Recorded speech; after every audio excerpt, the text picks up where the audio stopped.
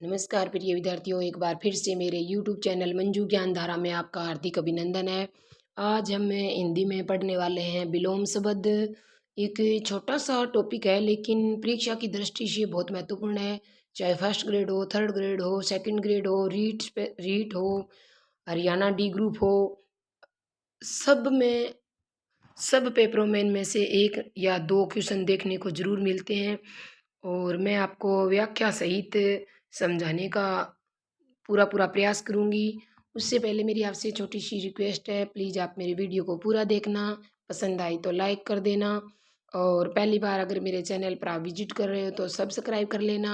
हाँ, bell icon को भी प्रेस कर देना ताकि आने वाली ऑल नोटिफ़िकेशन आप तक पहुँच जाएँ। तो देखो, सबसे पहले भी विलोम शब्द क्या है? इसकी परिभाषा क्या है? विलोम शब्द कह सकते हो आप, विपरीत आर्थक कह सकते हो, प्रतिलोम कह सकते हो, इंग्लिश में अपोजिट होता है।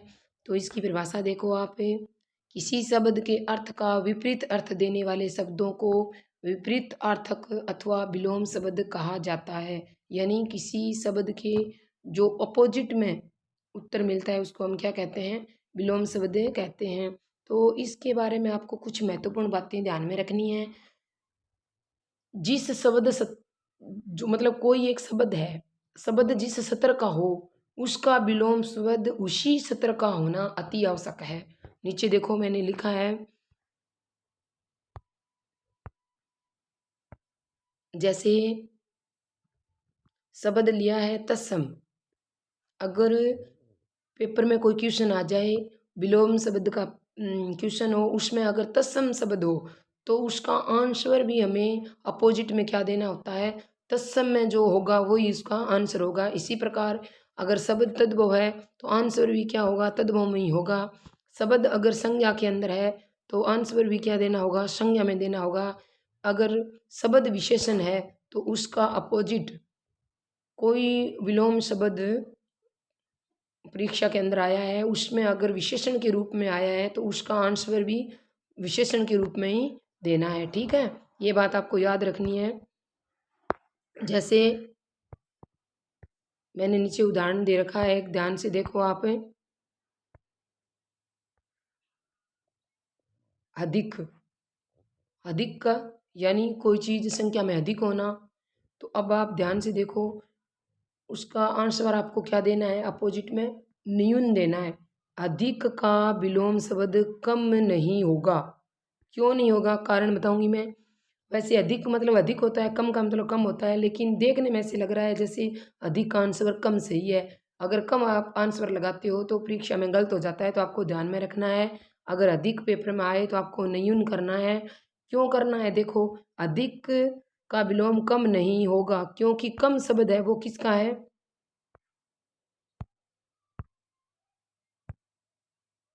कम जो शब्द दे रखा है वो किसका है? उर्दू का है। किसका है? उर्दू का। कम जो शब्द दे रखा है वो किसका है? उर्दू का है। तो कम का विलोम शब्द क्या होगा? उर्दू में ही हमें देना होगा। तो ज़्यादा क्या होता है? कम का अपोजिट हो जाएगा ज़्यादा, और ज़्यादा शब्द है वो उर्दू उर्दू का है। ठीक है, आपको ध्यान में रखना है। तो इस प्रकार अगर तत्सम में शब्द आए तो आपको उत्तर तत्सम में देना है, तद्भव में आए तो उत्तर तद्भव में देना है, संज्ञा में आए तो उत्तर आपको संज्ञा में देना है, और विशेषण में आए तो विशेषण में देना है। हाँ, एक ये भी ध्यान रखना है, कोई अगर शब्द दे रखा है उसका अगर संधि विच्छेद हो रहा है तो उत्तर भी संधि विशेष वाला ही आएगा। ठीक है,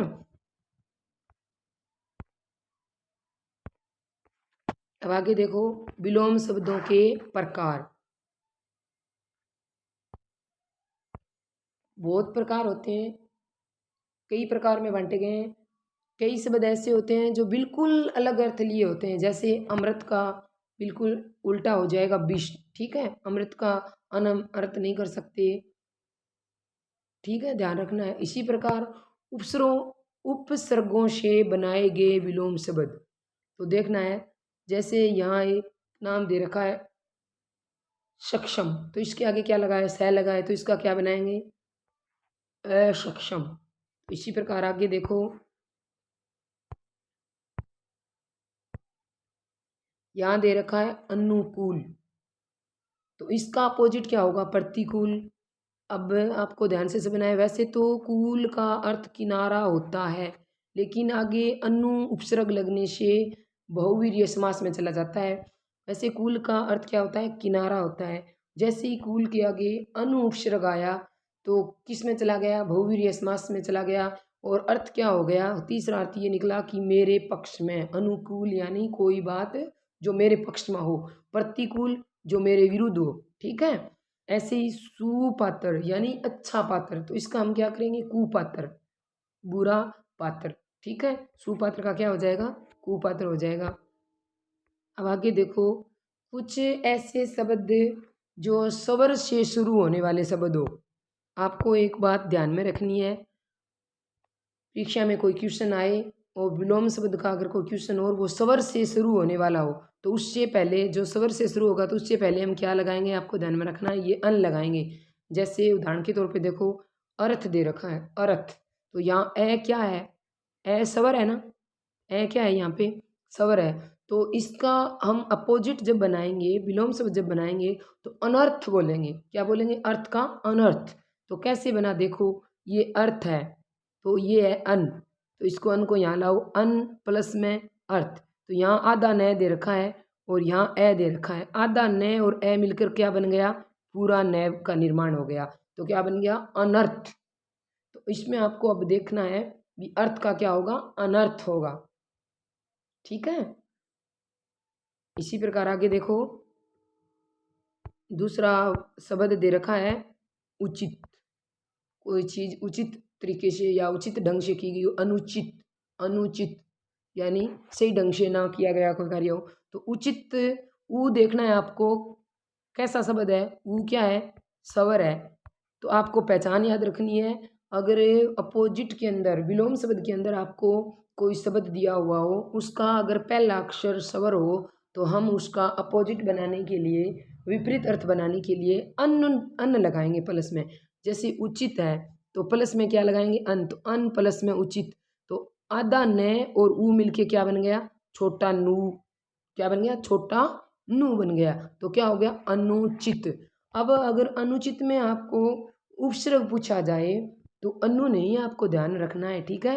अन है, अनुचित, अनुचित नहीं है, अनुचित। अनुचित यानी कोई कार्य से ढंग से नहीं किया गया हो। अब आगे देखो, इसी प्रकार क्या लिखा हुआ है? अभिग लिखा हुआ है। क्या लिखा हुआ है? अभिग का मतलब होता है अच्छी तरह जानने वाला। अभिग का मतलब क्या होता है? अच्छी तरह जानने वाला। और अब देखो, ए क्या है इधर? ए है स्वर। और मैंने आपको बताया है कि जहाँ कोई शब्द आए उसका पहला अक्षर अगर स्वर आए तो आपको उसका अपोजिट यानी विपरीत अर्थ क्या बनाना है? अन लगाकर बनाना है। तो जैसे अभिग में हम जोड़ेंगे अन। देखो, तो अन प्लस में अभिग, तो अन में आधा जो न और ए मिलकर क्या हो जाएगा?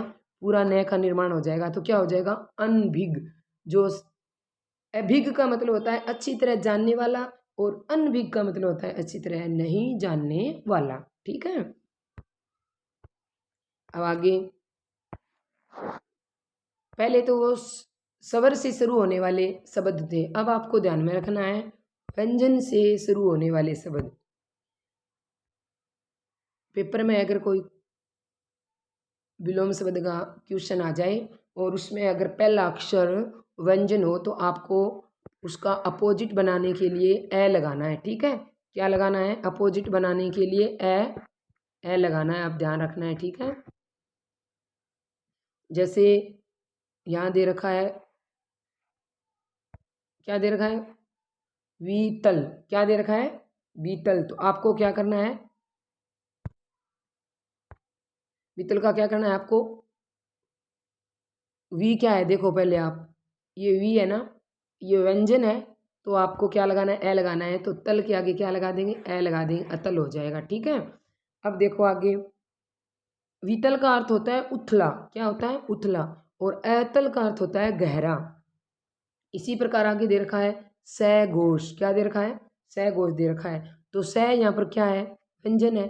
और मैंने आपको अभी समझाया है कि अगर कोई शब्द आए, विलोम शब्द के अंदर कोई शब्द आए, उसमें अगर पहला अक्षर व्यंजन हो तो उसका अपोजिट करते वक्त या विपरीत शब्द बनाते समय हम ए लगाएंगे। जैसे स घोष का मतलब क्या होता है? कंपन युक्त। तो इसमें स को हटा के क्या लगा देंगे? ए लगा देंगे। ए घोष यानी कंपन रहित। अब आगे देखो, आगे दे रखा है सुगम, यानी गमन करना, जहाँ जहाँ गमन करना क्या हो? सरल हो, सुगम। तो सु क्या है? व्यंजन है, और जो व्यंजन से शब्द स्टार्ट होते हैं उसमें हम प्लस में क्या करते हैं? ए करते हैं। तो क्या हो जाएगा यहाँ पे? एगम हो जाएगा। एगम यानी जहाँ जाना मुश्किल हो। सुगम यानी गमन करना सरल हो, जाना सरल हो। एगम यानी मुश्किल हो। इसी प्रकार आगे दे रखा है चिर। क्या दे रखा है? चिर यानी पुराना, अचिर यानी नया। तो चिर कौन सा शब्द है? व्यंजन शब्द है। तो चिर के आगे क्या लगा देंगे? ए लगाएंगे। आपको ध्यान में रखना है। तो अचिर करते ही क्या हो जाएगा? नया हो जाएगा। इसी प्रकार आगे दे रखा है मित या परिमित बोलो। मित भी आ सकता है, परिमित भी आ सकता है, यानी सीमित कोई चीज़। मित का मतलब होता है कम, परिमित यानी सीमित। तो इसके आगे क्या लगाएंगे हम? अपरिमित, यानी अपरिमित यानी जिसकी कोई सीमा नहीं हो, बहुत अधिक, अपरिमित। ठीक है। आगे युक्त दे रखा है। क्या दे रखा है? युक्त दे रखा है। तो युक्त का मतलब होता है सही। तो यू क्या है? व्यंजन है, और ए से वाक्य को जोड़ना है, शब्द को जोड़ना है। तो आप ध्यान रखो, अयुक्त हो जाएगा, यानी उपयुक्त जो नहीं है, जो उपयुक्त नहीं है। ठीक है। इसी प्रकार आगे देखो,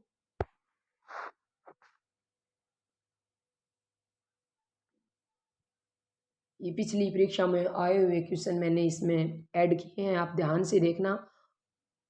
आघात का मतलब होता है प्रहार करना। क्या होता है आघात का मतलब? प्रहार करना। आघात यानी प्रहार करना। तो क्या हो जाएगा? अनाघात। फिर प्रशंसा कह दो या स्तुति। प्रशंसा, प्रशंसा या स्तुति एक ही बात है। इसका अपोजिट क्या आएगा? निंदा आएगा। प्रशंसा करना, किसी की प्रशंसा करना या स्तुति करना। निंदा का मतलब होता है किसी की बुराई करना। अब यहाँ एक बात आपको ध्यान में रखनी है।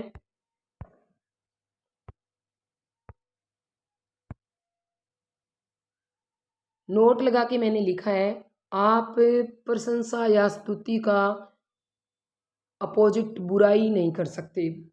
क्यों नहीं कर सकते? निंदा का मतलब होता है किसी की बुराई करना, और बुराई का अर्थ होता है बुरा होने का भाव दर्शाना, बुरा होने का भाव दर्शाना। तो जहाँ अगर आप बुराई करते हो, प्रशंसा का अपोजिट है, तो वो गलत हो जाएगा, ध्यान रखना है। अच्छाई आएगा तो ही क्या करना है? बुराई करना है। इसी प्रकार आगे देखो, दे रखा है सापेक्ष। क्या दे रखा है? सापेक्ष का क्या हो जाएगा? निरपेक्ष। सापेक्ष क्या होता है? जो दूसरों पर आश्रित हो। सापेक्ष यानी दूसरों पर आश्रित हो, और निरपेक्ष का मतलब हो जाए दो जो दूसरों पर आश्रित न हो। इसमें आगे देखो आकस्मिक। आकस्मिक का क्या अर्थ है? पहले तो जो शब्द दिया होता है ना, उसका अर्थ आना बहुत जरूरी है। अगर अर्थ आपको आता है तो उसका अपोजिट करना सरल हो जाता है। जैसे आकस्मिक का मतलब होता है अचानक होने वाला। तो क्या हो जाएगा इसका उत्तर? सामयिक हो जाएगा, यानी समय के अनुसार होने वाला। क्या हो जाएगा? सामयिक यानी समय के अनुसार होने वाला। अब आगे क्या दे रखा है? इस्त दे रखा है। इस्त का क्या मतलब होता है? इस्त होता है कम। क्या होता है? कम। तो पर्याप्त करना है, यानी पर्याप्त का मतलब होता है ज़्यादा। तो देखो, कम क्या है? उर्दू का शब्द है। तो कम का अपोजिट क्या होगा? ज़्यादा होगा। तो इस्त का मतलब पर्याप्त होगा, यानी जितना चाहिए उतना। पर्याप्त का अर्थ होता है जितना चाहिए उतना। ठीक है। अब आगे देखो, अंत का क्या हो जाएगा?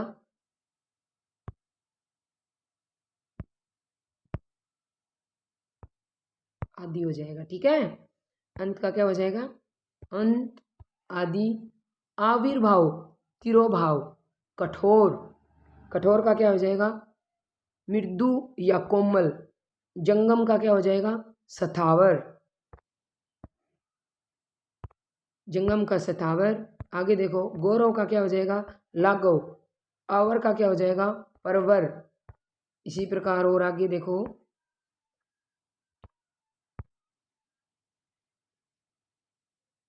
क्या है, अथा छिचला हो जाएगा, अथ इति हो जाएगा, आविर्भूत। अब देखो, आविर्भूत का तिरोभूत भी हो सकता है, ऑप्शन के अकॉर्डिंग होता है। अगर आविर्भूत दे रखा हो उसके नीचे तिरोभूत है तो तिरोभूत लगाना है, अगर तिरोभूत नहीं मिले तो तिरोहित होता है। दोनों ही इसके अपोजिट होते हैं, याद रखना है आपका। आविर्भूत के दोनों ये होंगे, तिरोभूत भी होगा, तिरोहित भी होगा, ठीक है। आगे है आदृत का अनादृत हो जाएगा, और निरादृत भी हो सकता है, तिरस्कार भी हो सकता है, ये तीनों इसके होते हैं। कोई शब्द अगर आपको पेपर में ये देखने को मिल जाए कि आर्द्रित का अपोजिट बताओ, तो अगर ऑप्शन में अनार्द्रित मिले तो ये करना है, निरार्द्रित मिले तो निरार्द्रित करना है, तिरस्कार मिले तो तिरस्कार करना है।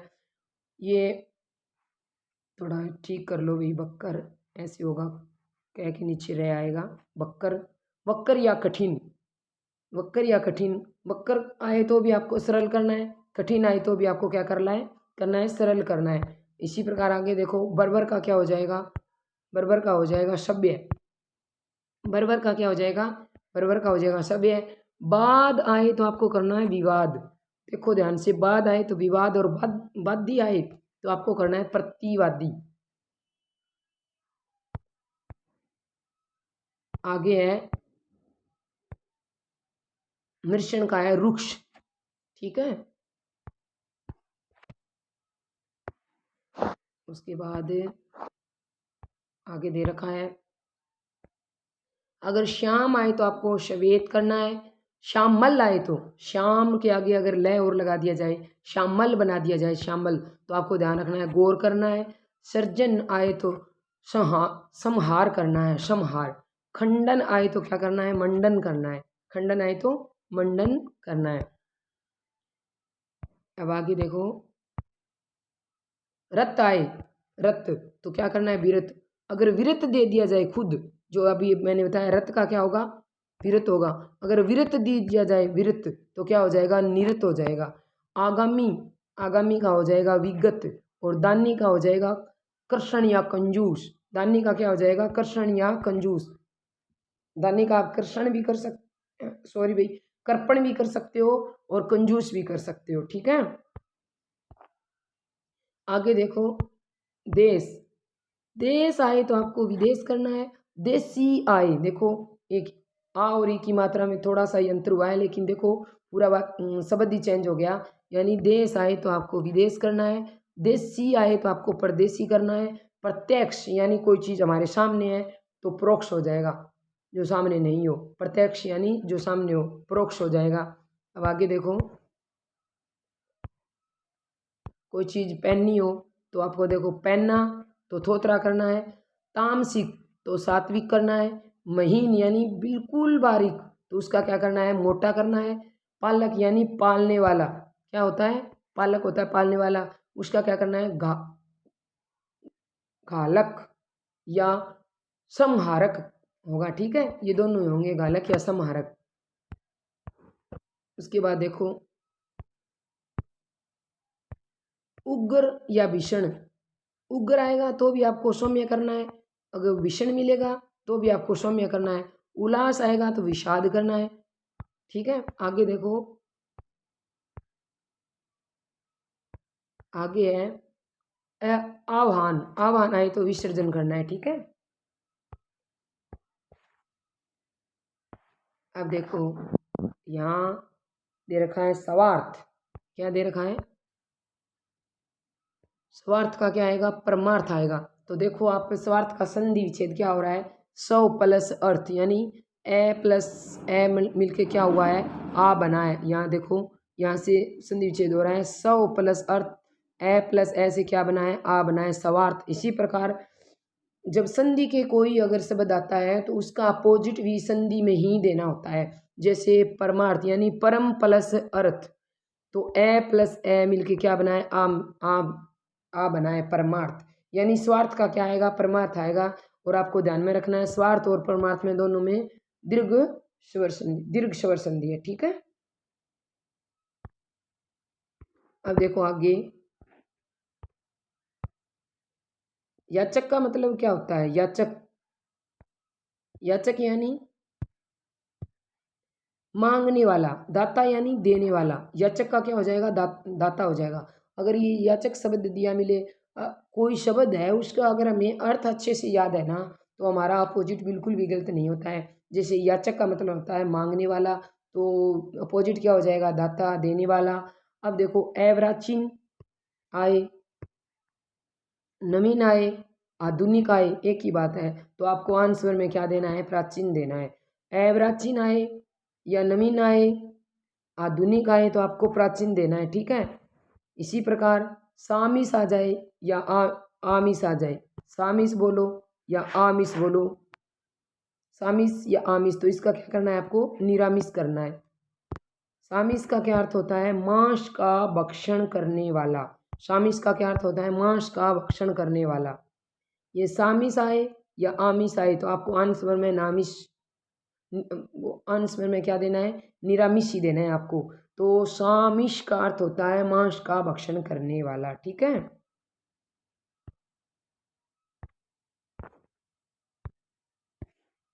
अब आगे देखो, दे रखा है अनुराग। क्या दे रखा है?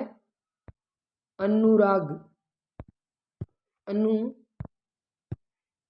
अनुराग का मतलब होता है आसक्त होना, किसी पे क्या होना? आसक्त होना। अनुराग का अपोजिट क्या आएगा? विराग आएगा। आसक्त का, आसक्ति का त्याग करना, आसक्ति का त्याग करना। ठीक है, अब आगत का क्या हो जाएगा? आगत का आप देखो, आगत का हो जाएगा विगत। आगत का क्या हो जाएगा? विगत हो जाएगा। ठीक है, आगत का मतलब होता है आया हुआ। आगत का क्या अर्थ होता है? आया हुआ। और विगत का अर्थ हुआ है बीता हुआ।